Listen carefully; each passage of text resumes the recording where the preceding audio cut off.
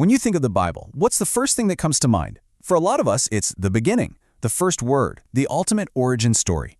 But what if its own story actually started way before its first pages were ever written? Today, we're going to step outside the text to explore the ancient world it was born into, and that's where we'll find its true origins. So, let's start with the big one. How did the Bible begin? For centuries, that question was kind of a non-starter. The Bible was the beginning, the absolute start of, well, everything. History, law, our whole picture of the universe. It's an incredibly powerful idea. And yeah, the text itself often leans into that, right? Presenting itself as the final say, the first word, the first law. But when we start digging into archaeology and history, the story gets a whole lot more complex and, frankly, way more interesting. And this quote right here, this nails the core of what we're talking about today. We're not throwing the text out, we're giving it context. To really get where the biblical story comes from, we have to understand the world it grew up in. So let's go on a little trip back in time. So let's journey back, not just to when the first biblical texts were written, but centuries, even millennia before that. What did that world actually look like? This is so crucial to get. The Bible didn't just pop into existence on an empty stage. It walked into a world that was already buzzing with activity. A world that had been writing, debating, and thinking about creation, law, and the gods for thousands of years. Okay, just look at this timeline for a second. The scale here is kind of mind-blowing. Egyptian civilization is already ancient, and the famous Code of Hammurabi gets written down almost 1,000 years before the earliest biblical books even start taking shape. This wasn't an empty world, it was a really old one.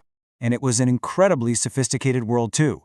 I mean, we're talking advanced writing systems, detailed legal codes, even sophisticated astronomy. This was a place where big ideas were already in place. Gods ruled over specific cities, kings were believed to rule by divine right, and epic myths explained how the whole cosmos worked. So if this world was already so full of these powerful ideas, how did they find their way into the Bible?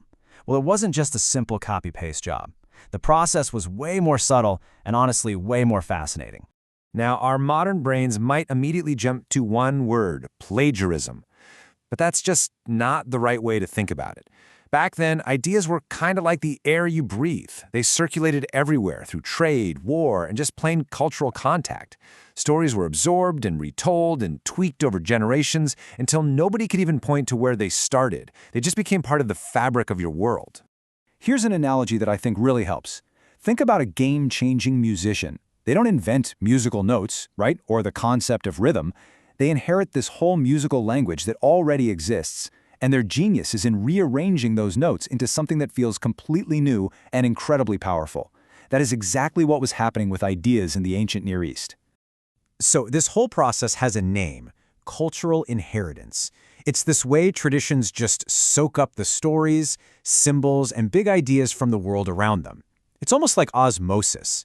By the time they're written down, they feel completely original, totally their own. And this brings us to the most important part of the whole story. If the Bible inherited so much, what makes it so special? What makes it so distinct? Well, its true genius lies in what it did with that shared language. This table just lays it out so clearly.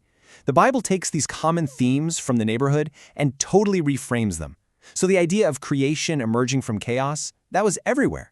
But the Bible refines it into a story about a single moral creator. Stories about gods fighting each other get transformed into a story about a covenant, a pact between God and humanity.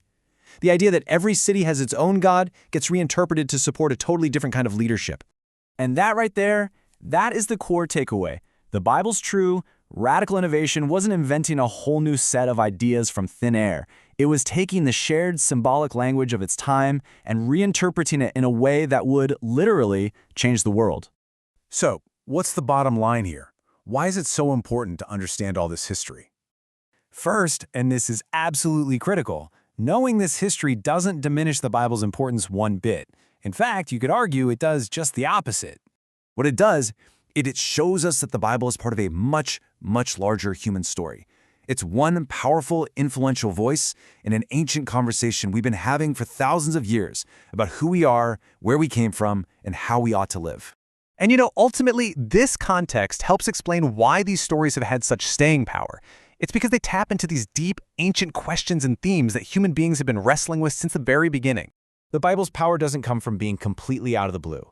It comes from being a masterful, powerful refinement of some of the oldest ideas we have. So I'll just leave you with this to think about. What happens to how we see everything when we stop looking at history as a bunch of separate new beginnings and instead see it as one long, messy, beautiful, interconnected conversation? Thanks for exploring this with me.